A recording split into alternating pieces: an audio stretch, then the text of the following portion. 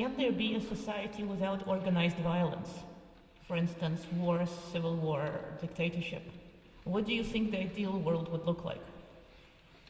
Well, that was actually a question raised by two great 20th century figures, Bertrand Russell and Albert Einstein. And they came out in 1955 with a memorandum, a kind of a statement to the people of the world, a declaration to the people of the world. It was about nuclear war. That's another case like global warming. It could be, and probably will be, the destruction of the species. Their declaration I forget the exact words, but it was exactly this. They said to the people of the world, you're facing a choice that is stark and unavoidable. Either mankind will abandon war or the species is finished. That's their conclusion, and I think it's plausible. There just can't be any more major wars. I mean, look, take, say, Europe. Europe for centuries was the most savage, brutal place in the world. The Europeans spent most of their time in creative energy and activity and figuring out ways to slaughter each other. That went on for centuries.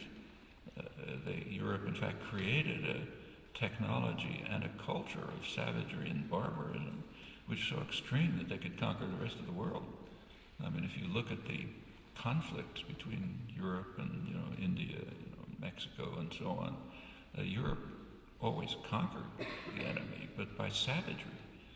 In fact, if you read military historians, what they say is that for most of the world, war was a kind of a sport. For Europe, it was a science, and they won. So small groups of Europeans could massacre huge numbers of what they called barbarians, people who didn't think that war was a science. Well, that's the core part of European history up to 1945. Not since. Did genes change? No change in the genes. What happened is that Europeans finally realized that the next time they play their favorite game of slaughtering each other, it's all going to be over. You can't do it anymore. The level of savagery and violence has reached a point where you just can't make use of it, so something has to be done to cut it back. So yeah, that's an answer.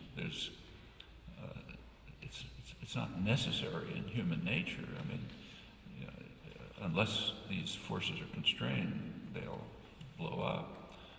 But they can be constrained. So the chances of a major war inside Europe are very slight, which is a huge change from centuries of history.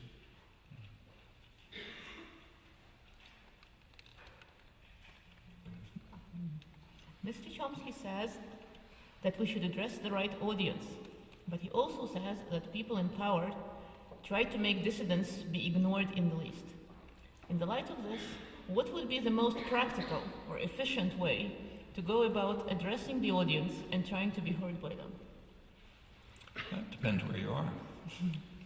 If you were, say, in El Salvador, there wasn't really an answer to that, because you're going to get your brains blown out, which is what happened. If you're in, say, Turkey, which is a moderately repressive society, pretty free, but not entirely, probably what they're doing is the best way. Constant protest, civil disobedience, and so on. I mean, I've been in Turkey a number of times over the past 10 years, and have actually participated in some of these civil disobedience actions. I was there a couple months ago, and there was a major conference on freedom of speech, and the participants, mostly Turkish, were journalists, artists, academics, and others, describing the activities that they're involved in, which are very courageous. A lot of them are working on Armenian rights and trying to bring about the recognition of the Armenian genocide and the repression of Armenian sins. And most of them are working on Kurdish rights. That's the big issue. And extremely brutal in the 1990s. It's been proving some since, but still going on. Well, that's the best method for them, facing real problems. The best method for people like us is much easier. We have very limited constraints.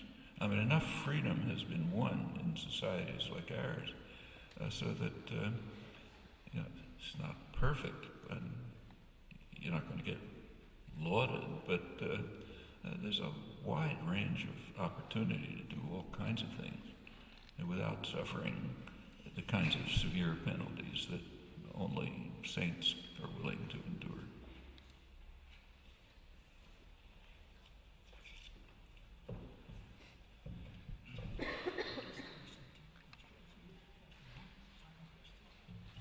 One final question. Okay.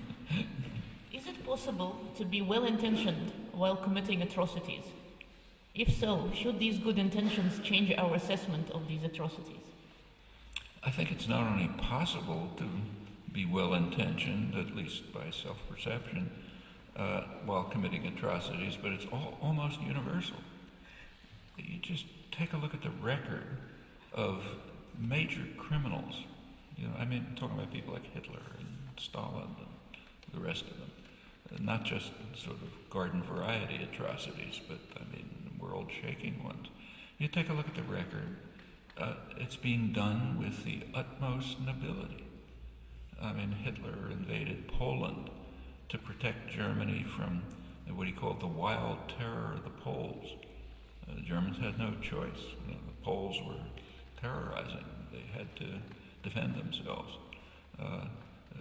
Slaughtering the Jews was saving the purity of civilization.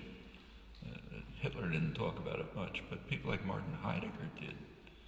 I remember, I was kind of surprised when, in recent years, there was kind of discussion of the discovery that Heidegger had been a Nazi. I started reading him in the 1950s. Take a look at the Introduction to Metaphysics. You get in 20 pages. He's talking about how it's the task of Germany to save civilization, which comes from the Greeks to the Teutons.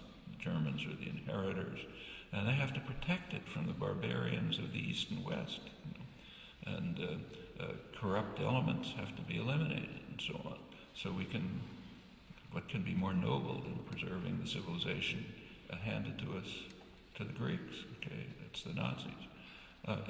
You read the a lot of Russian archives have come out in the last since 1990, and they're pretty interesting reading. You take a look at the internal discussions. Gromyko talking to Molotov and all this business, talking to each other, not trying to impress anyone. And they're talking about the need to defend democracy, people's democracies, from Western fascists. And that's why you had to control, prevent anything from happening in Eastern Europe. Again, perfectly noble. And in fact, it's very rare to find anyone who says, I'm carrying out terrible crimes because I want to. Maybe there are people like that, but I think almost always you find a way to justify it. And I suspect if you look at your own experiences, you'll find plenty of things like that. Like maybe when you were 6 years old and your mother wasn't looking, you took a toy from your younger brother or something, and he went and ran and complained to your mother, and she came to see what's going on, and you said, I didn't do anything. He gave it to me. He didn't want it. It was mine anyway, and so on and so forth. You find a way to justify what you're doing, and you believe it. You really believe it. You convince yourself of it. And I think that's probably true quite generally.